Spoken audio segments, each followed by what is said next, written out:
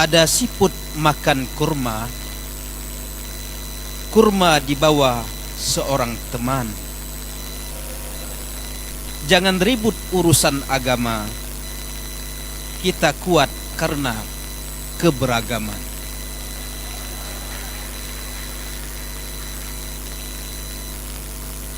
Bapak Ibu Majelis Hakim serta hadirin pencinta Al-Quran yang dirahmati Allah Subhanahu wa Ta'ala, selanjutnya kami panggil nomor peserta SQ 025 SQ 025 dengan tema syarahan etika berdemokrasi dalam perspektif Al-Quran.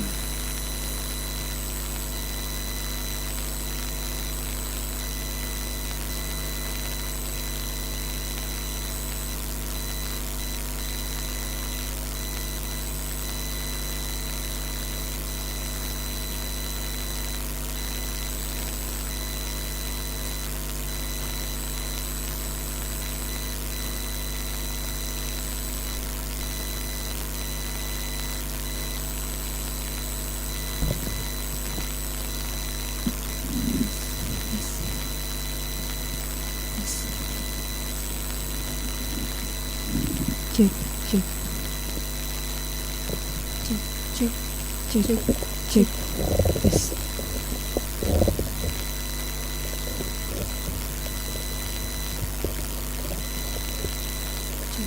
Tes.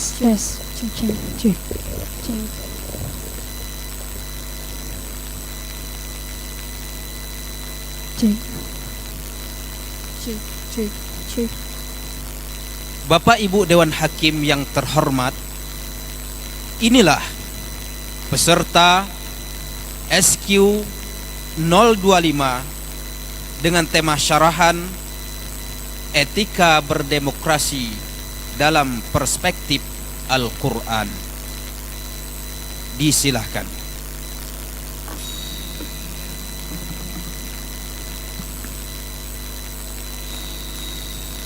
Assalamualaikum warahmatullahi wabarakatuh. Alhamdulillahilladzi allafa baina qulubina, wassalatu wassalamu ala sayyidil Mustafa wa ala alihi ahli sidqi wal wafa. Amma ba'd. Dewan Hakim yang arif dan bijaksana serta hadirin sebangsa dan setanah air yang kami banggakan, Indonesia adalah negara demokrasi yang sudah diakui dunia. Faktanya, dari 167 negara, Indonesia menempati urutan ke-54 dengan skor dalam tabel demokrasi sebesar 6,71 poin. Demikian laporan media ternama asal Amerika Serikat, The Economist, dalam Economist Intelligence Unit. Namun hadirin, capaian indikator demokrasi tersebut masih jauh dari kategori baik. Indonesia masih tergolong float democracy atau demokrasi cacat. Tentunya kita merasa sedih hadirin. Pada pemilu 2024 ini telah terjadi pelanggaran-pelanggaran yang mencederai demokrasi. Keberpihakan dari oknum aparat dan pejabat sangat nyata pada salah satu calon tertentu. Bahkan money politik, bagi-bagi uang, dan apapun yang diminta dan diinginkan oleh pemilih diberikan oleh calon-calon kontestan untuk mendapatkan suara. Jika mentalitas seperti ini sudah menjadi budaya politik, lantas di mana lagi letaknya pemilu yang bebas, rahasia, jujur dan adil? Jika ambisi untuk terpilih sampai melanggar pilar-pilar demokrasi, lantas wakil rakyat mana yang bisa dipercaya dan tulus memperjuangkan rintihan-rintihan rakyatnya? Dalam konteks ini, kami merasa tergugah untuk menyampaikan sebuah syarahan Al-Quran dengan judul Etika Berdemokrasi dalam Perspektif Al-Quran. Sebagai landasannya, marilah kita dengarkan firman Allah dalam Al-Quran Surah Ali Imran ayat 159 sebagai berikut. A'udzu billahi minasyaitonir rajim.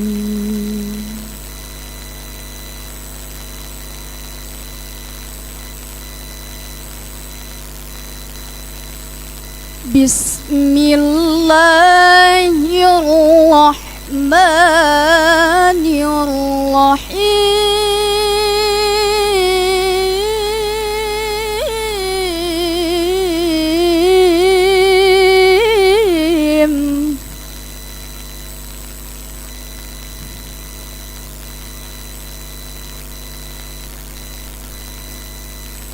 Fabima rahmatin minallahi linta lahum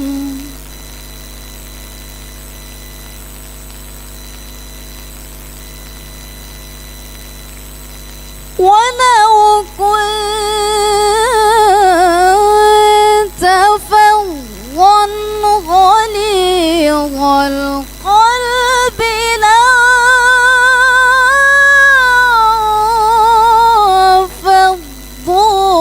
min hawlik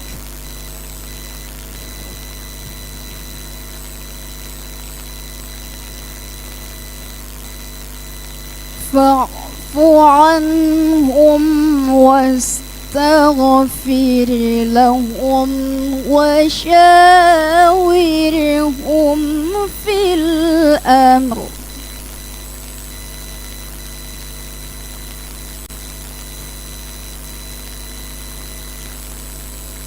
فإذا عزمت فتوكل على الله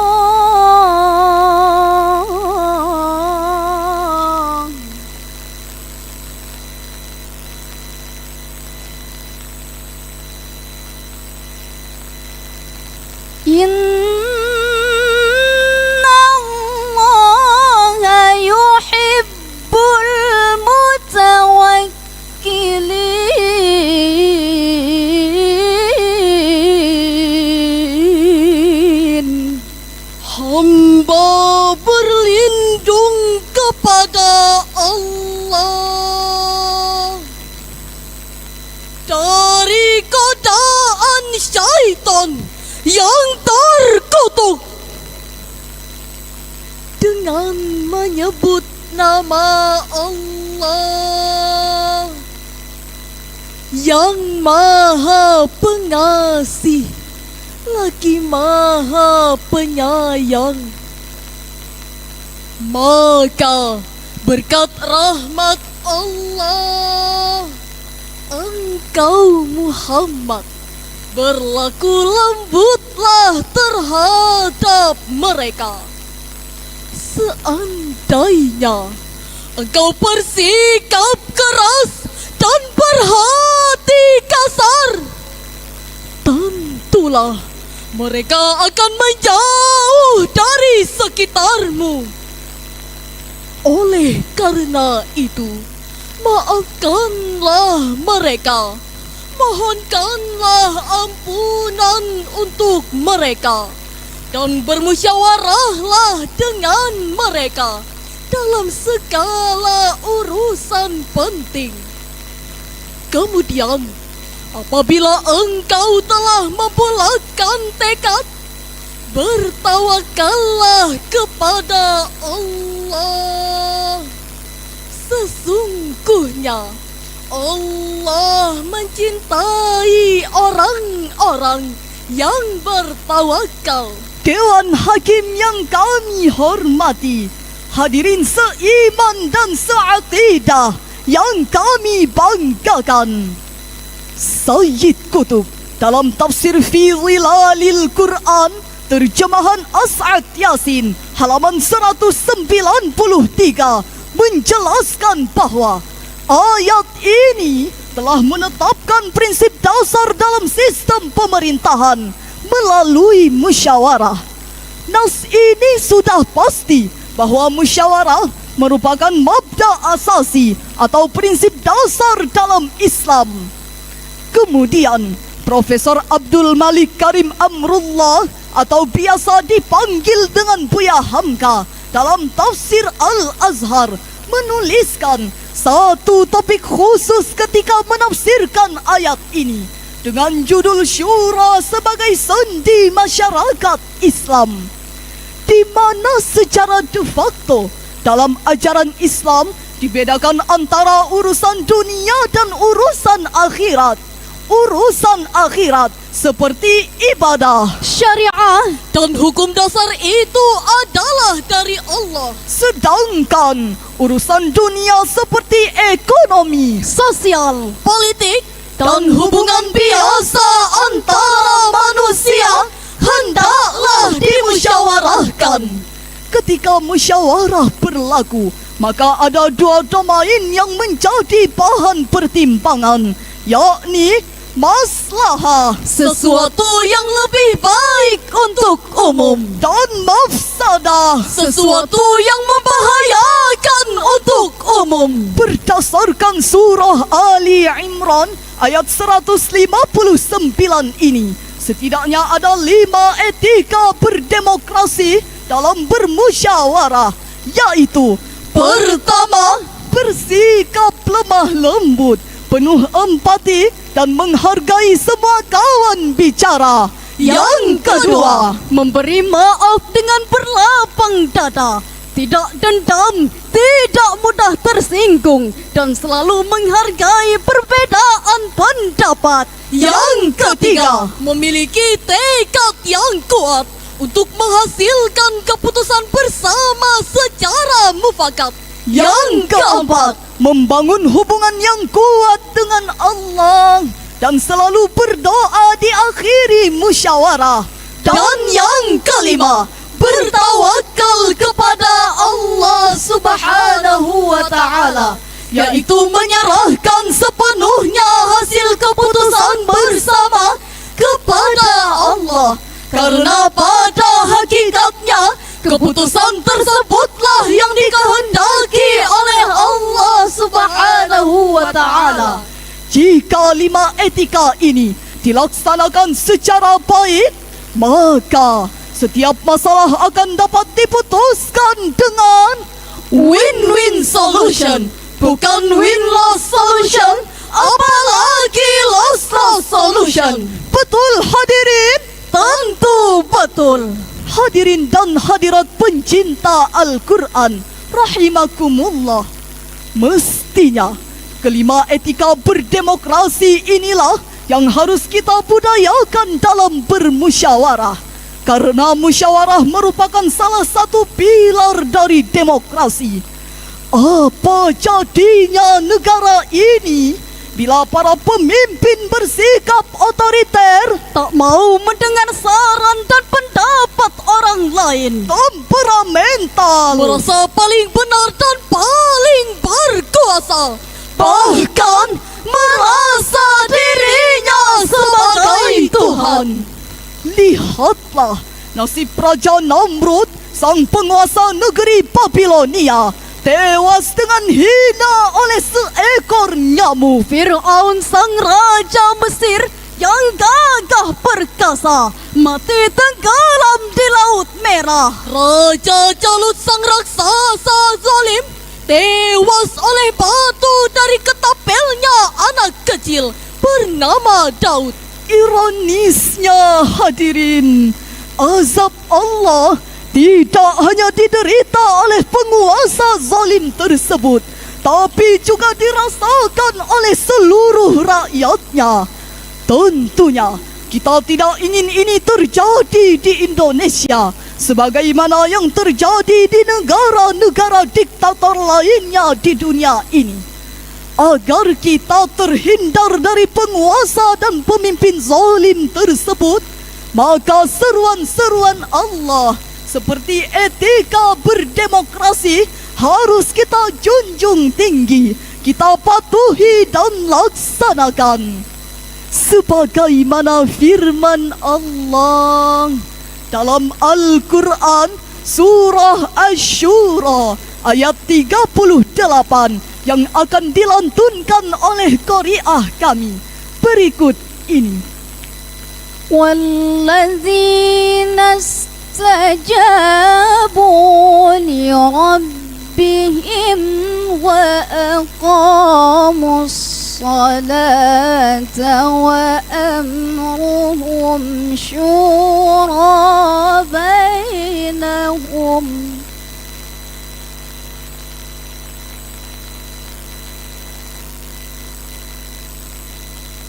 وأمرهم شورى بينهم ومما رزقناهم ينفقون.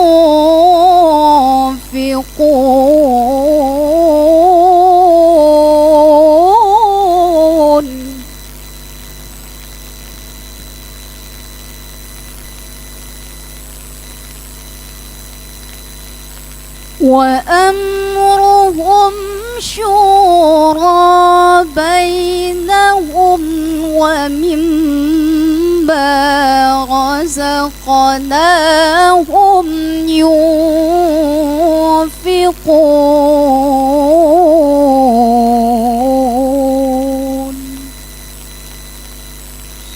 صدق الله العظيم.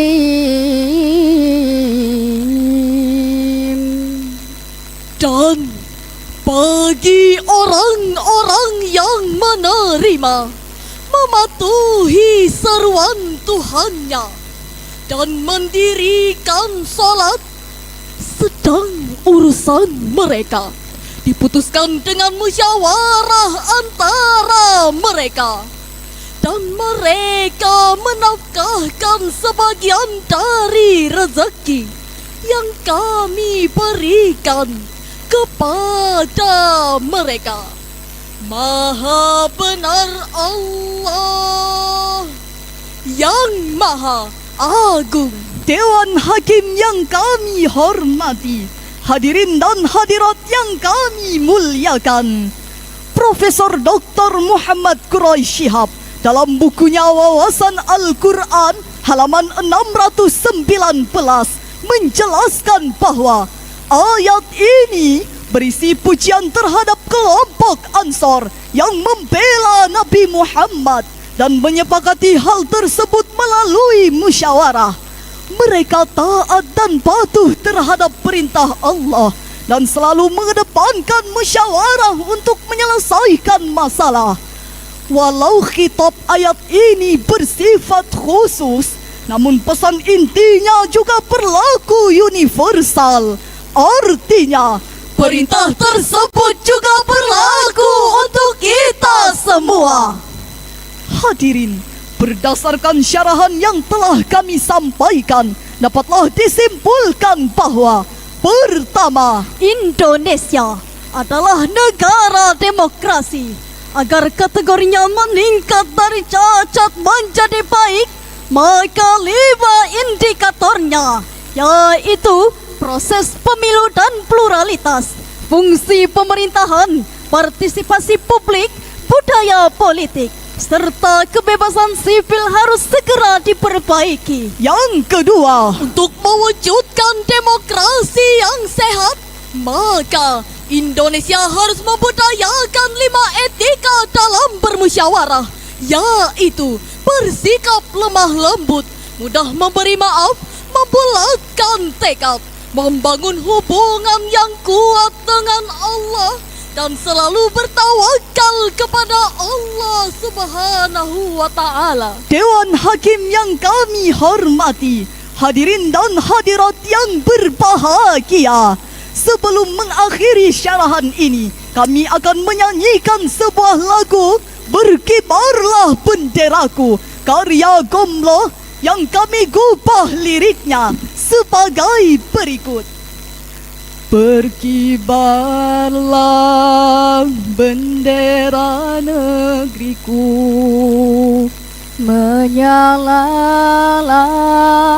demokrasiku, Tunjukkanlah kepada dunia Indonesia menjunjung etika. Kami ingin pemilu yang adil, bebas, jujur, rahasia. Kami ingin pemimpin yang adil, bersih dari kecurangan. Demikian syarahan yang dapat kami sampaikan. Assalamualaikum warahmatullahi wabarakatuh.